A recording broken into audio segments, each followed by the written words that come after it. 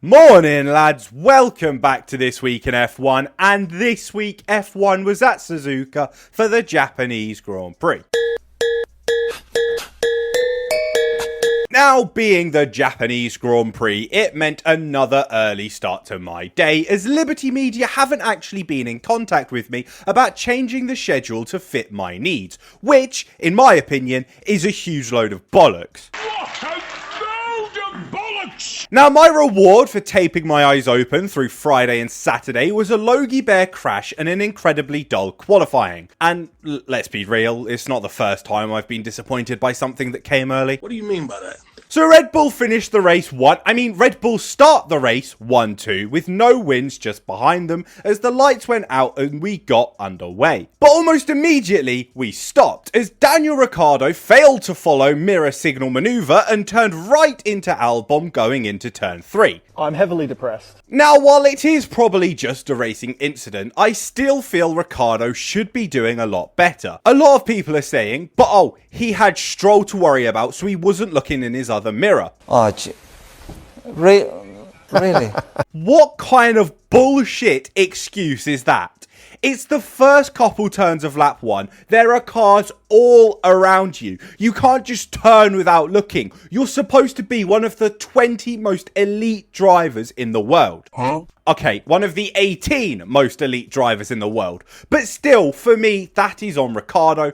But I'm just a bean made in Microsoft Paint, so who the fuck cares? Who gives a shit? After the barriers were fixed, the race restarted and nothing really happened for a while as they all settled into the safe tyres, keep the gap part of the race. The pit stops came and went, Perez destroyed the Mercedes through 130R, Charles Leclerc decided that tyre degradation doesn't exist, and Verstappen retakes the lead. Standard stuff. But what wasn't standard was a charge into the pit lane which saw about 5 different pit lane overtakes, and Yuki actually delivered a team radio that didn't have a beep. Kind of in the middle of something, you...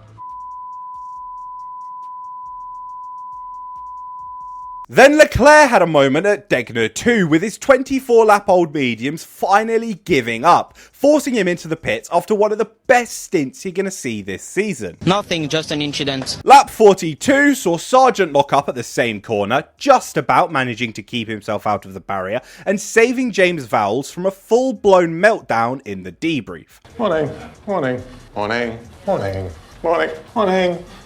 Towards the end of the race, and Fernando Alonso used all his years of racing brain to keep Oscar Piastri in his DRS range to hold off the charging Merc of the Wilderness Explorer, which didn't go down all too well with Russell as he chucks one up the inside of Piastri, forcing him off the track. Crikey. Piastri manages to keep the position, but unfortunately for the upside down man, it was all for nothing, as a misjudgment of the brakes into the final chicane allows Russell to overtake with DRS and gives Mercedes 7th place. Oh, how the mighty have fallen. Change your fucking car. So it ends Red Bull 1-2 with Sainz taking that final step for the 3rd Red Bull Ferrari podium of the season. He's done it again! So what does this all mean for the championship? Well, Red Bull and Verstappen extend their lead at the top of their respective tables, and Perez does his job and keeps his 2nd place. Ferrari also adds some security to their 2nd place in the Constructors' Championship, after some excellent drives and a surprisingly incredible strategy.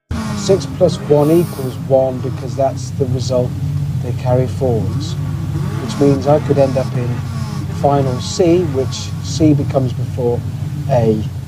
I'm just going to drive around as fast as... McLaren secure themselves in 3rd place after Norris's 5th place finish, and Mercedes still sit miserably in 4th.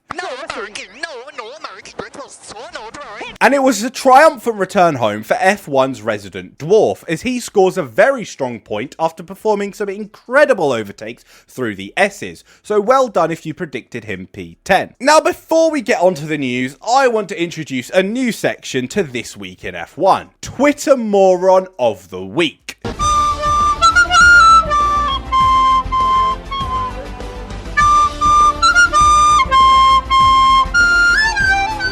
This week, the moron goes by the name of, Martha. that, And they said that Mr. Bear's FP1 crash wasn't his fault because he's not able to control when the car understeers. That's his job, isn't it? There are some chronically online dons on F1 Twitter who have no idea how a car works, and it continues to be funny.